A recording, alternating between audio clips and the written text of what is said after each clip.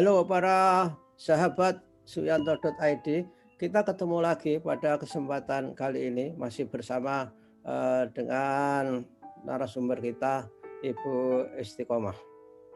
Beliau adalah sangat istiqomah di dalam menulis.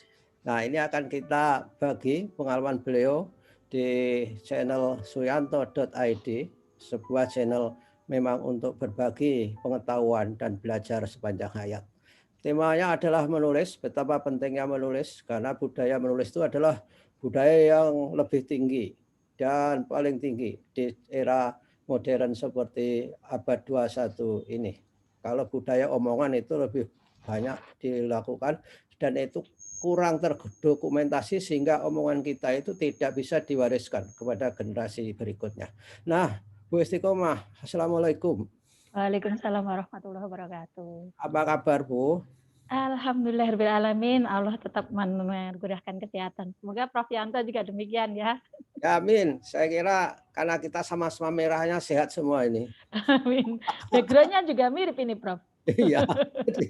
Kita tidak bersepakat tapi tiba-tiba menjadi merah. Hanya saya pakai topi karena rambut saya gunduli supaya tidak kelihatan jegraknya. Itu, Bu. Saya jilbaban, Prof. Oke, Bu. Menulis. Mengapa kita harus menulis, Bu? Alasannya? Izin untuk berbagi ini ya, Prof ya, untuk berbagi screen supaya lebih saya bisa berbagi lebih detail gitu. Ya, silakan. Oh, ini masih ditata tidak bisa berbagi. Oh, maksudnya mau share. Ya, oke. Belum. Ya, mari. Ya, kita memang nulis itu sangat penting. Publish or perish. Biasanya gini, Prof.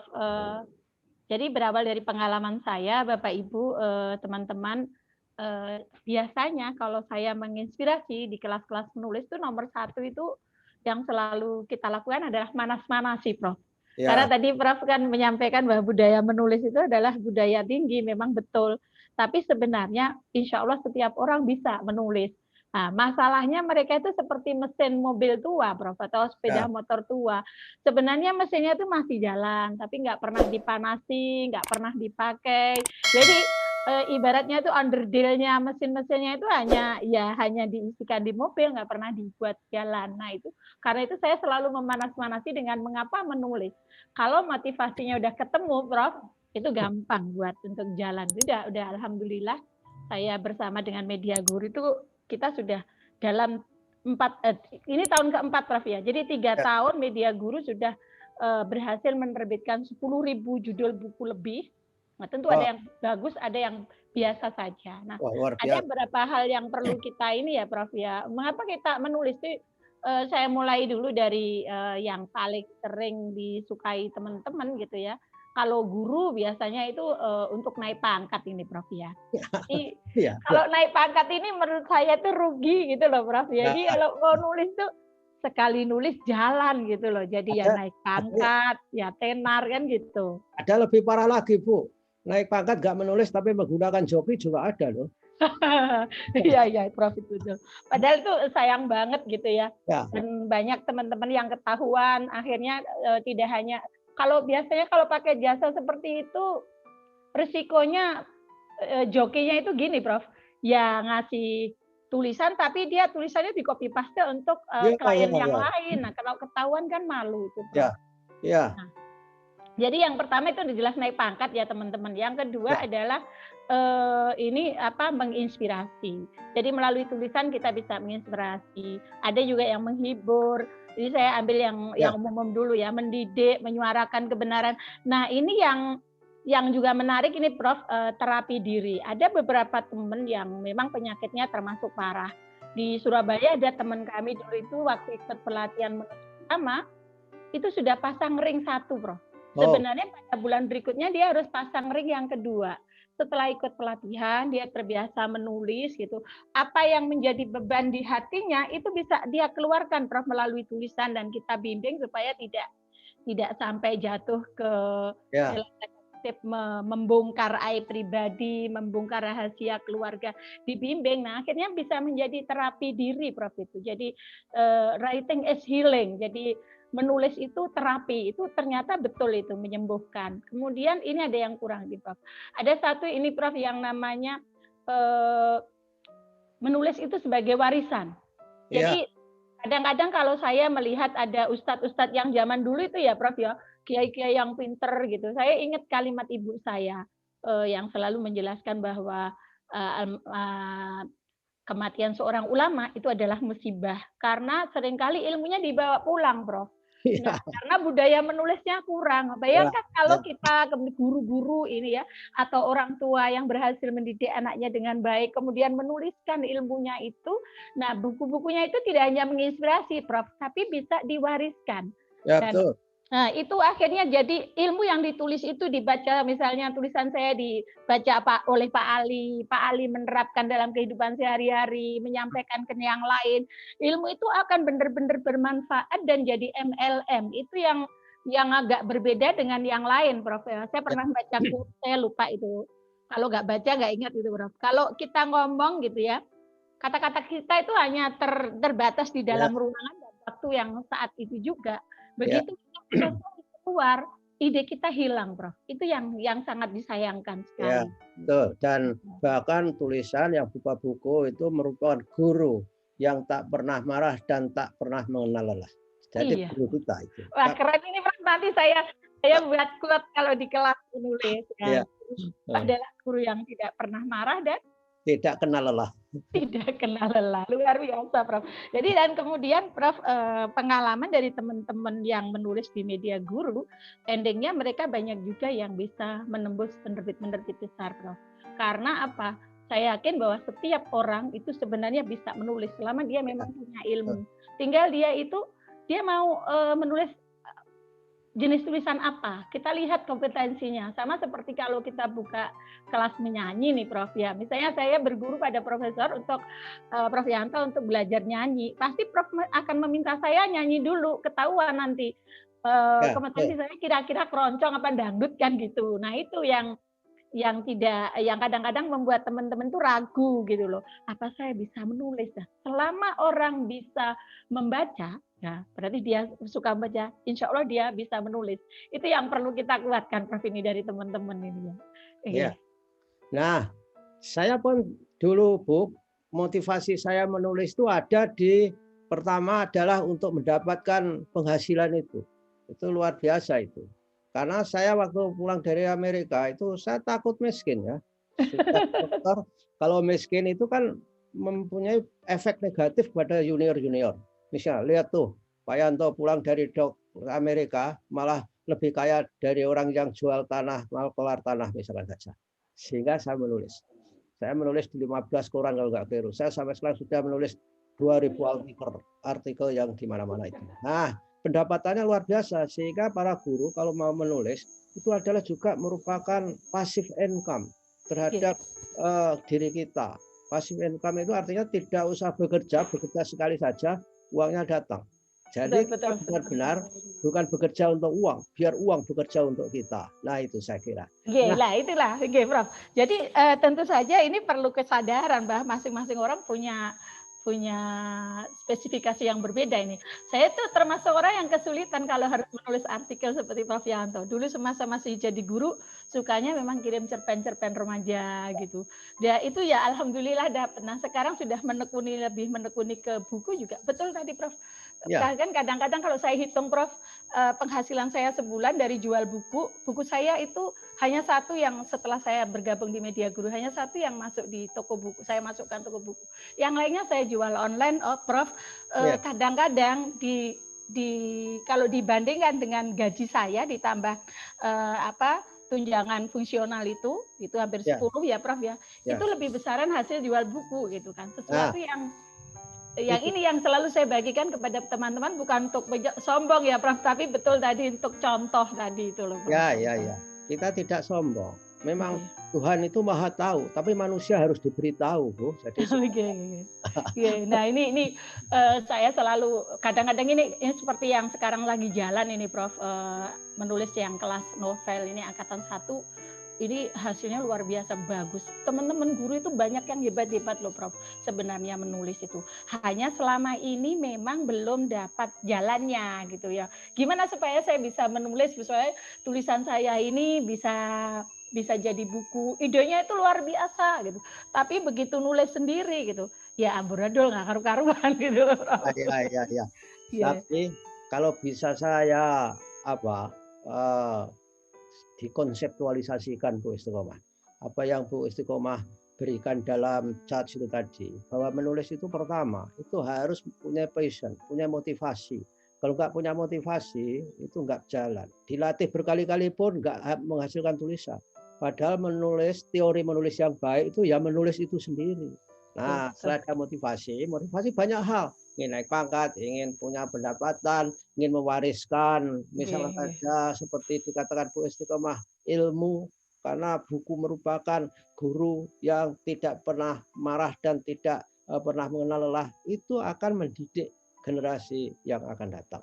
Nah, masalahnya kadang-kadang Bu, orang tidak berani menulis itu tidak berani mengungkapkan kebenaran. Untuk menyemangati itu gimana Bu? Kalau ada guru misalkan saja mau menulis tapi takutnya itu bukan karena apa-apa. Mungkin dia takut menyuarakan kebenaran, takut karena nggak tahu apa yang dia ketahui yang harus ditulis. Dari mana itu Bu? Berangkatnya itu. Iya, banyak sih teman-teman guru yang menulis ini masuk kelompok faksi ya, Prof, ya, Ya, fakta dan fiksi. Memang, jenis tulisan yang paling mudah dibuat itu diangkat dari pengalaman hidup sehari-hari. Itu sudah sangat terbukti dari, teman-teman yang berhasil menulis itu. Nah, bagaimana caranya agar tulisan itu misalnya mengangkat kebenaran itu tidak menyinggung pihak lain, maka kita menggunakan yang namanya faksi, menggabungkan antara fakta dan fiksi. iya, iya, iya. Misalnya begini, Prof. Ketika ketika menuliskan tentang maaf nih Prof ya, misalnya seorang guru menggambarkan seorang pimpinan yang arogan, yang berbuat tidak benar gitu, maka dia bisa mengubah dalam setting yang berbeda. Sekolahnya beda, nama tokoh dia itu diganti settingnya, waktunya diubah, tempat kejadiannya diubah. Nah ini Ya, bisa tersampaikan Pak. Kadang-kadang saya pun seringkali di dalam novel saya ada peristiwa-peristiwa sosial, bahkan ada yang saya alami gitu ya. Di ya, buku saya pun kadang begitu. Dulu saya sering ikut antologi, sekarang jarang nulis antologi, Prof. Enak solo, soalnya duitnya lebih ya, banyak. Nah, itu saya ganti itu dengan cara fakta menjadi fiksi, difiksikan. Dan itu alhamdulillah banyak juga dilakukan oleh teman-teman. Jadi kami pun saya dan teman-teman tim editor itu kalau misalnya nemu teman menulis memoir, contoh terakhir tanpa menyebut merek ya Prof ya, kita ya, kan harus ini ya, harus menjaga. Ini ada teman yang menulis naskah memoir gitu ya. ya, Kemudian di dalamnya dia bercerita ketika suaminya udah meninggal dia menikah lagi. Di suami kedua ini suaminya nggak ngasih nafkah lahir Prof. Duit ya, itu dia penghasilan sendiri karena si saudara iparnya itu pada minta sama suaminya itu. Nah, hal-hal seperti itu kan sangat riskan untuk diungkapkan. Nah, pada satu sisi seorang perempuan memang harus menyuarakan apa sih yang diinginkan dari seorang suami, keluarga, dari ipar gitu ya.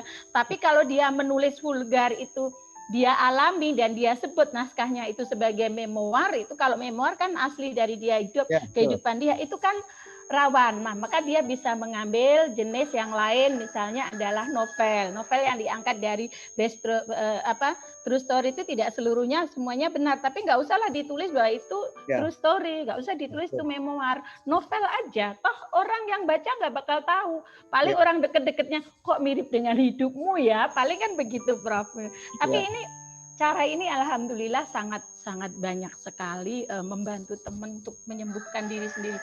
Karena faktanya saya agak miris-miris ya Pak, ada daerah-daerah tertentu itu ibu-ibu nulisnya itu diselingkuhin tuh banyak banget ternyata. Nah, itu bisa menyembuhkan akhirnya Ya, gitu Pak. Itu ya, contoh ya gitu. memang. Ketika orang stres itu bisa mengungkapkan pada sebuah tulisan Iya, dengan iya. dulu Pak. almarhum B.J. Habibie kan juga disarankan oleh dokternya harus menulis. Makanya Ya, betul. B.J. Habibie menulis ketika beliau stres berat ditinggal Ibu Ainul Habibie itu. Nah ini salah satu cara. Misalnya nggak bisa mengungkapkan kebenaran, ya ditulis novel. Kalau orang yang bengis itu, misalnya kepala sekolahnya bengis tapi digambarkan di kayangan Suralaya, sana kan nggak ada yang tahu bahwa itu yang sebenarnya yang digambarkan adalah kepala sekolahnya dan ruangannya di sampingnya. Nah, oleh karenanya saya kira kiatnya seperti yang dimiliki Bu Istiqomah itu perlu saudara-saudara semua miliki, bahwa kalau menulis itu dalam bentuk apa, kemudian tujuannya apa, kemudian dikemas seperti apa. Nah, tapi itu yang bagi orang yang secara teknis berbahasa tulis itu nggak bisa. Pernah nggak Ibu Istiqomah menghadapi, kemudian membimbing sampai bisa buat paragraf, kalimatnya kalau merayu itu tidak memunculkan kemarahan, misalkan begitu. Itu kan juga harus ada disertai suatu seni untuk menulis itu. Gimana Bu? Oke. Pernah menghadapi orang seperti itu? Mungkin perlu bagi dulu, Prof. Ya, Slide saya yang kedua, nanti mungkin ya, ada di oke. jawaban yang kedua ini, Prof ya. Ini tadi sudah. Nah ini, Prof. Jadi yang pertama nih, setelah tadi kita ketemu motivasi kita, bisa senang, bisa berbagi, motivasinya udah. Jadi kita mencari modalnya dulu. Gimana bisa menulis? Yang pertama itu, Prof, dia harus suka membaca, Prof. Kenapa? Seorang teman penulis senior dulu pernah mengajarkan saya begini, Pak Mas Junaidi, saya lupa namanya. Ya. Aduh. Nah, pokoknya penulis terkenal, Pak. Beliau mengatakan bahwa menulis itu seperti buang air kecil, pipis gitu ya. Jadi supaya dia bisa pipis dengan lancar, kalau orang sehat itu pipisnya kan bening, Prof. Maka dia harus suka baca. Bagaimana dia bisa menulis ketika dia tidak pernah baca? Dari segi input, dia mungkin hanya dari pengalaman hidupnya. Lalu bagaimana cara membaca? Nah, ini pengalaman, Prof ya. Tanpa bermaksud untuk menjelek-jelekan generasi tua seperti saya dan mungkin yang usia 40-an ke atas tuh, Prof. Kalau kami dipelatihan, kecuali mereka yang benar-benar suka menulis, tulisannya banyak yang amburadul, Prof. Jadi kita itu selalu punya pengetahuan gini, tulisan guru-guru di pelatihan kita itu luar biasa, tapi hancurnya, Prof, dari sudut bahasa. Disinilah Bapak Ibu kita butuh komunitas gitu lah. Kita perlu masuk kelas pelatihan menulis itu perlu gitu. Nah, tadi terkait dengan suka membaca, Prof. Terbukti anak-anak yang masuk kelas di menulis itu yang ada SMP, SMA atau mahasiswa itu, mereka masuk itu memang karena punya passion membaca dan pengen menulis. Tulisannya, Prof, jauh lebih bagus karena mereka pembaca yang bagus. Jadi udah tahu, oh kalau dialog itu tanda kutipnya itu di mana. Kemudian kalau memanggil orang huruf besar itu sudah terbentuk, terrekonstruksi secara Prof ya, permanen dari kebiasaan mereka membaca. Jadi kalau sekarang misalnya nih di kelas novel itu selalu di awal saya ajak mereka itu berdiskusi dengan pertanyaan. Terakhir kali kapan baca novel? Ada yang sama sekali nggak ingat kapan dia terakhir baca novel. Dan pasti itu tulisan pertamanya amburadul, Prof. Tapi kalau mereka menjawab seminggu, 2 minggu, sebulan, pasti tulisannya lumayan lebih bagus. Jadi input suka membaca itu nomor 1, Prof. Kemudian yang berikutnya adalah berlatih, Prof. Nah ini untuk berlatih itu, ini double ya. Berlatih itu kita harus ini, Prof ya, salah satu kunci yang menyebabkan teman-teman tulisannya itu nggak maju-maju adalah tidak memiliki ruang untuk berekspresi. Dan ini pun saya lihat ketika saya masih menjadi guru bahasa, saya dan teman-teman itu tidak memiliki cukup ruang untuk memberikan anak-anak kesempatan. Nih loh tulisanku, silakan dibaca. Mau dipajang di ruang kelas semuanya bakal penuh dengan tugas bahasa Indonesia. Mading terbatas, majalah sekolah apalagi. Nah, ruang-ruang di media sosial seperti blog, kemudian Facebook itu akan sangat menjanjikan. Nah, di situ dibentuklah komunitas, Prof. Komunitas setiap hari teman menulis, setiap hari kemudian saling mengunjungi. Kalau di media guru kita punya blog namanya adalah Guru Siana, Prof. Kalau untuk guru, insya Allah kayaknya ini menjadi blog terbesar guru di Indonesia. Ada lagi Siswa Siana, Prof.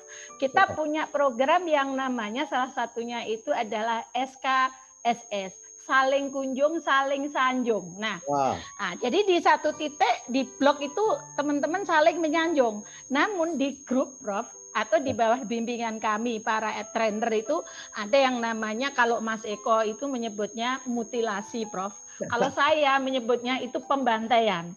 Jadi itu nanti disitulah akan saya tampilkan contoh-contoh tulisan yang salah. Dari mulai penggunaan katanya, logika kalimat, kadang-kadang logika cerita gitu, Ya, sudut pandang, murad-marid kita memang harus menampilkan naskah yang maaf jelek. Tapi kembali lagi saya selalu kuatkan ke teman-teman, yang salah itu pahlawan. Nah itu. Kemudian memang kita perlu gabung kelas menulis, Prof. Kalau nggak gabung kelas menulis, kita nggak dapat ilmunya. Saya melihat beberapa teman ada yang ikut di berbagai kelas di media guru gitu ya. Sebut saja misalnya Pak Irwanto, guru matematika dari Sumatera Barat. Tulisannya sekarang jauh lebih bagus dibandingkan pada saat awal saya ketemu beliau. Ada juga teman-teman yang juga berhasil akhirnya tembus lomba-lomba di Kemendikbud, dulu ada diseminasi literasi. Dia selain di media guru ikut komunitas menulis yang lain. Saya katakan, nggak apa-apa Mbak, kalau Mbaknya misalnya sekarang ilmunya itu 100, barangkali 15% dari saya, 15% dari Mas Eko, 15% dari Mas Golagong, 15% dari kelas-kelas yang lain. Silahkan, dan itu akan membentuk karakter sendiri untuk menjadi seorang penulis. Jangan berhenti belajar itu. Itu ya, yang saya sampaikan. ya memang tulisan para pemula itu, menurut yang saya amati, saya bukan orang bahasa Indonesia, tapi saya bisa menulis buku mengenai bagaimana menulis. Saya punya buku tuntunan menulis. Saya beri judul betapa mudah menulis ilmiah di salah satu periode, dan itu jual aku karena ditulis oleh orang yang tidak berilmu bahasa tetapi sudah pengalaman menulis banyak sehingga punya tacit knowledge. Kesalahan yang utama itu Bu yang saya amati, menjaga koherensi tulisan itu sangat susah sekali. Jadi kalau cerita dari satu paragraf itu jungkir balik, jadi naik turun, kemudian paragrafnya nggak punya topik sentence, wel-welan. Kalau saya seperti seperti kentut hansip itu loh. Hansip Nggak bisa keluar ya, Prof?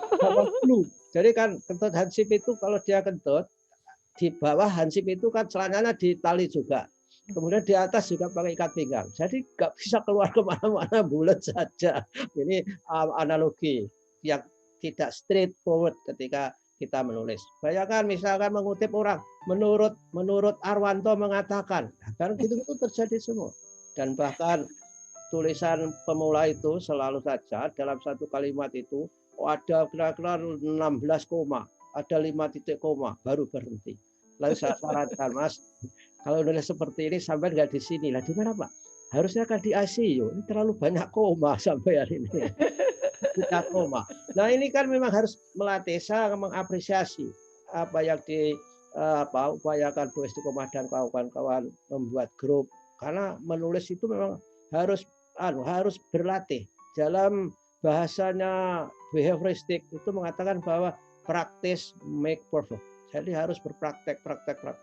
Dan harus punya motivasi. Kalau membaca, menemukan ungkapan yang sangat indah, sangat misalkan saja efektif, itu harus dicatat. Dan itu akan menjadi kosakata baru, menjadi repertoire di dalam otaknya.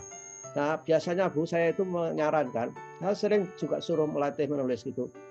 Tetapi begitu saya latih, lapor kepada saya sudah melatih bukan? Lalu saya sudah nulis lagi. Mereka berkata, Pak, saya itu juga akan menulis seperti itu, tapi kok selalu keduluan Bapak katanya.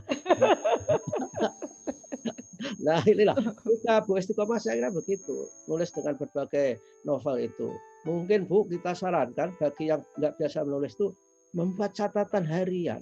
Itu menurut saya sangat realistik. Jadi dari sehari itu apa saja, sehingga dari situ bisa berlatih koherensi, bisa berlatih mikir paragraf. Kan inti tulisan itu sebenarnya paragraf. Kalau paragrafnya nggak beres, dari satu paragraf ke paragraf lain itu harus ada transisinya, tiba-tiba bukan jeluk gitu saja. Nah, saya mengalami itu, Bu. Nah, ini di tempat lain juga mengalami seperti itu enggak, Bu? Yang Ibu temui dalam berbagai pelatihan dan komunitas-komunitas itu, yang seperti yang saya katakan tadi.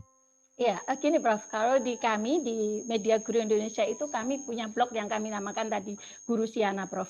Jadi bahkan itu Pak CEO kami, Pak Muhammad Ihsan itu membuat tantangan yang namanya tantangan 365 hari menulis tanpa putus.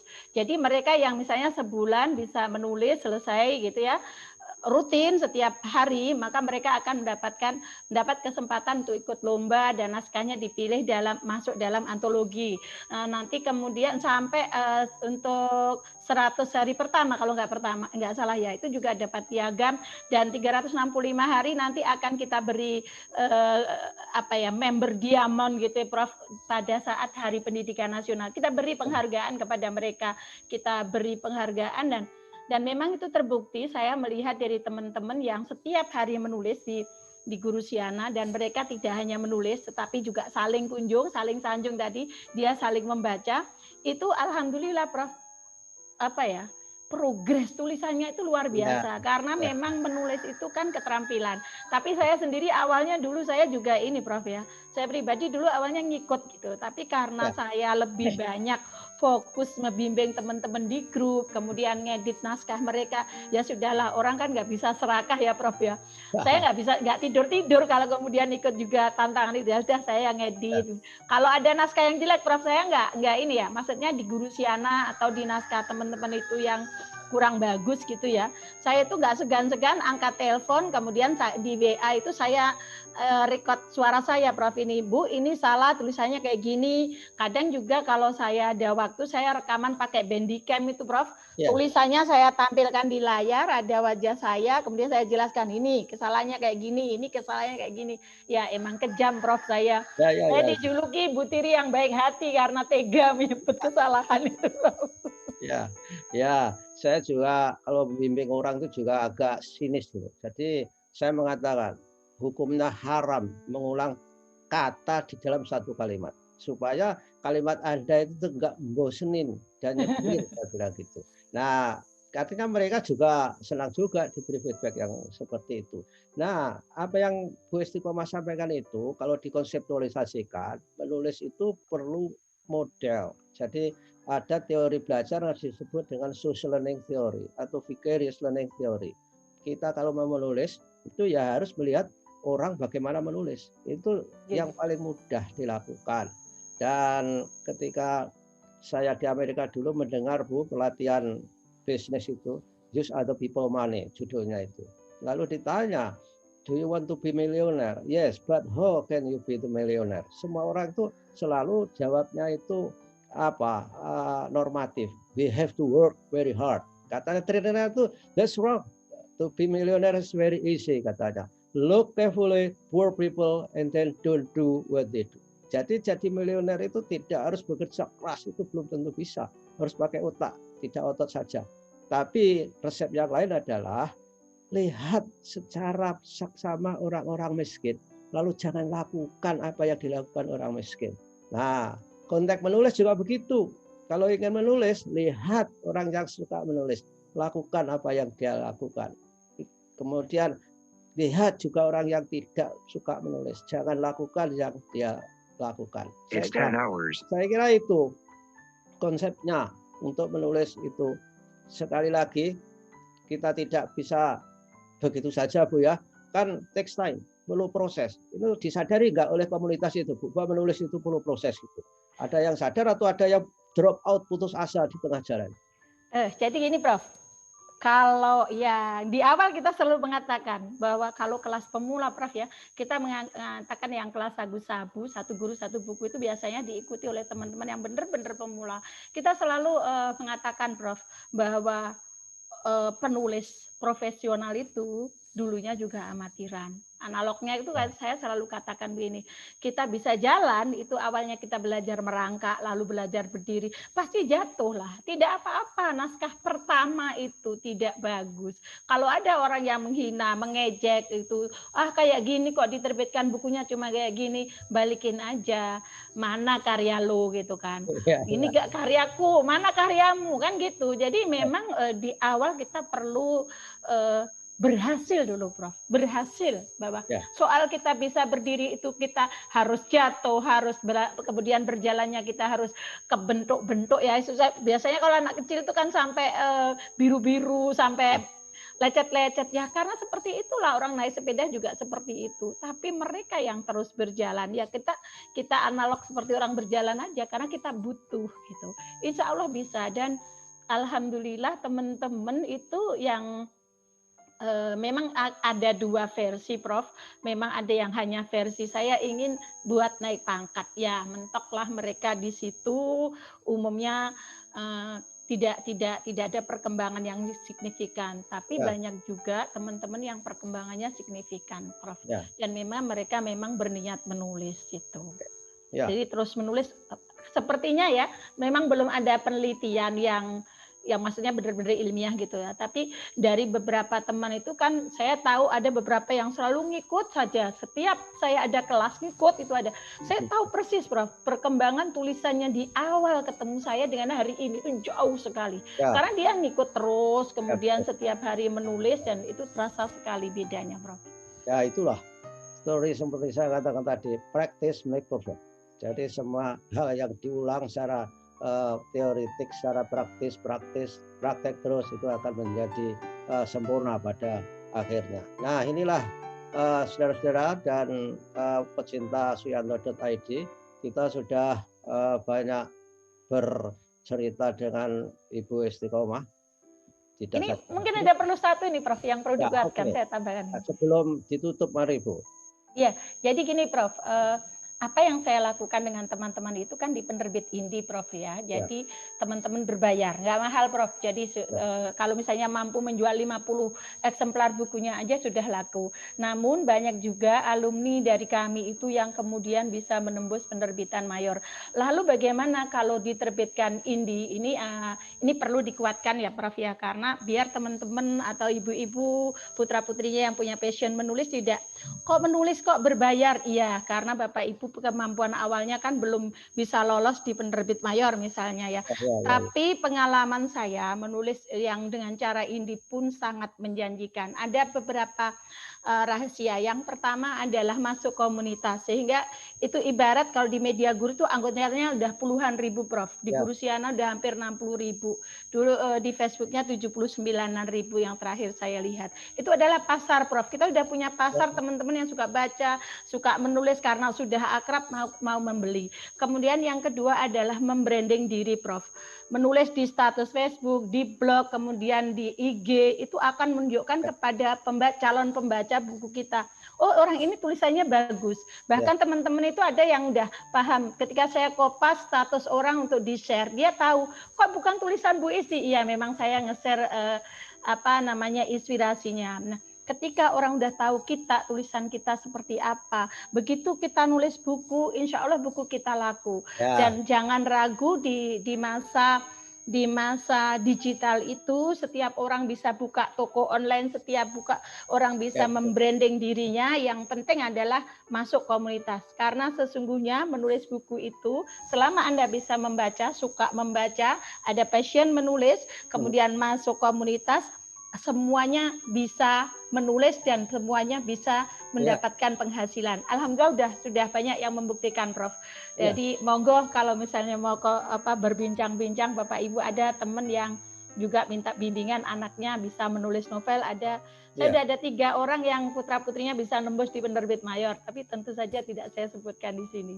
Ada bimbingan khusus itu, Prof. Terima Iya, kasih. iya, betul, betul. Ya, saya sebelum lupa menutup juga, saya mau memberi teoritisasi kepada 2 jenis orang tadi, Bu, yang di komunitas maunya hanya untuk naik pangkat dan yang maunya untuk lebih jauh dari di luar naik pangkat itu. Itu menurut teori manajemen modern itu disebut dengan 2 macam orang, yaitu orang yang suka compliance dan komitmen. Kalau compliance itu hanya memenuhi syarat saja. Tapi kalau komitmen itu dia akan berbuat di atas compliance-nya tadi, sesuai values, nilai-nilai yang dia miliki. Mengapa dia harus menulis? Nah, itulah saya kira teoritisasi yang kita peroleh dari cerita Bu Istiqomah, karena ini waktunya sudah usai, Bu, karena saya juga harus rapat jam 10, harus kita akhiri, dan minggu depan kita ketemu lagi dengan Ibu Istiqomah terkait masih dengan tetek bengek nulis-menulis. Mudah-mudahan ini menginspirasi Terima kasih Bu Istiqomah. Mudah-mudahan kita selalu sehat Bu ya. Amin, amin. Semua termasuk pemirsa suyanto.id nih, Prof. Ya, makasih Bu doanya dan sampai ketemu minggu depan. Assalamualaikum warahmatullahi wabarakatuh. Waalaikumsalam warahmatullahi wabarakatuh.